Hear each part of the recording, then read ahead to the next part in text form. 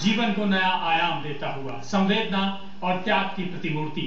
ऐसे लोगों के सामने सिर खुद ब खुद झुक जाता है। ऐसी ही है हमारी अगली शख्सियत, जिन्हें हम स्पेशल आइडल मेकर कहते हैं। IBM 7 Bajaj Allianz super idols Dainik Bhaskar के सहयोग से category special idol maker doctor Mithu Alur. Doctor Mithu Alur की आराम से गुजर रही जिंदगी में तब भूचाल सा आ गया जब उन्हें पता चला उनकी बेटी सेरेब्रल पॉल्सी की गिरफ्त में आ गई है। इसके इलाज के दौरान उन्हें पता चला ऐसे तो बहुत से बच्चे हैं।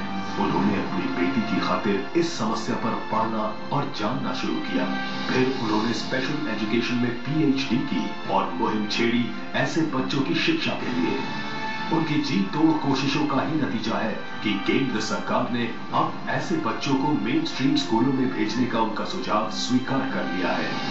इसके अलावा हजारों फिजिकली चैलेंज्ड बच्चे डॉक्टर मिठू अलूर की कोशिशों से पढ़ लिख सके हैं।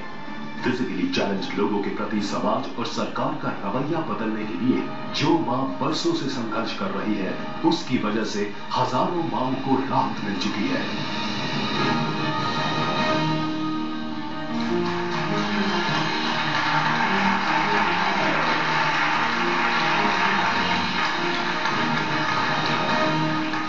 I want to tell you that we need people like you, to be ambassadors.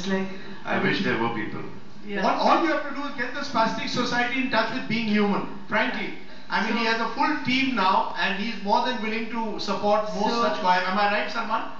I mean, that's what Being Human does. Been in this field for 40 years and struggled, etc. Salmanji, you are the best person to be an ambassador. Do you think you will be able to do that? Yes, definitely, ma'am. You'll be squeezing it in with all your schedules, etc. If he can do 1 hour for Big Boss a week, he can be 1 hour at least an ambassador. I mean, if he has to choose between Pamela Anderson, Dolly Bindra and Dr. Allen, you are his first choice. I think so. Thank you very much, Doctor. Thank you. शुक्रिया doctor Alur. ये कहानियां नहीं हैं, ये दस्तावेज हैं त्याग के, जहां मैं और मेरा खत्म हो जाता है, जहां सिर्फ सेवा होती है, त्याग होता है। हमारे अगले आइडल मेकर ने भी वही किया, अपनी मजबूरियों को दरकिनार करते हुए खपा दिया खुद को उन लोगों की सेवा में जिनका कोई नहीं था।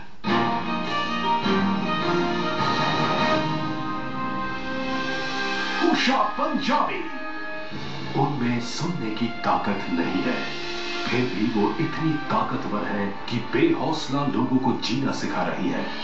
बचपन में एक दवा के रिएक्शन ने उषा का ये हाल कर दिया कि वो सुन नहीं सकती और ना ही सामान्य ढंग से बोल पाती है। वो स्कूल में पढ़ना चाहती थी, लेकिन स्कूल ने एडमिशन देने से इनकार कर दिया। पिता की काफी भागदौड़ के बाद स्कूल में जगह मिल सकी। उषा ने पढ़ाई के दौरान ही फिजिकली चैलेंज्ड बच्चों को पढ़ाना शुरू कर दिया। उषा को पता चला कि फिजिकली चैलेंज्ड लोगों की सबसे बड़ी समस्या रोजगार की है। उन्होंने मूक बधिर संगठन बनाया और महिलाओं को टेक्सटाइल डिजाइनिंग, सिलाई और कढ़ाई की ट्रेनिंग देने लगी।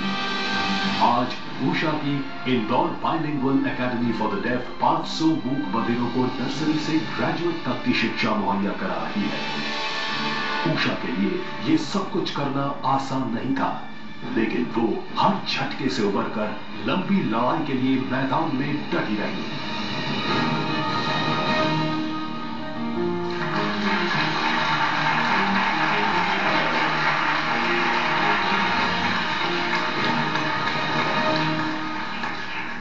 ये बताइए, आप कुछ सलमान जी को कहना चाहेंगे?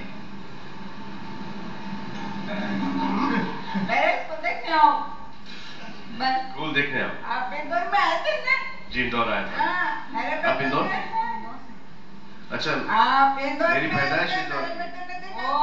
पुलिस थाने के एकदम सामने। ज्यादा खुशी किस बात की हो रही है, अवार्ड से या अपने इंदौर वाले सलमान से मिलकर? मेरे को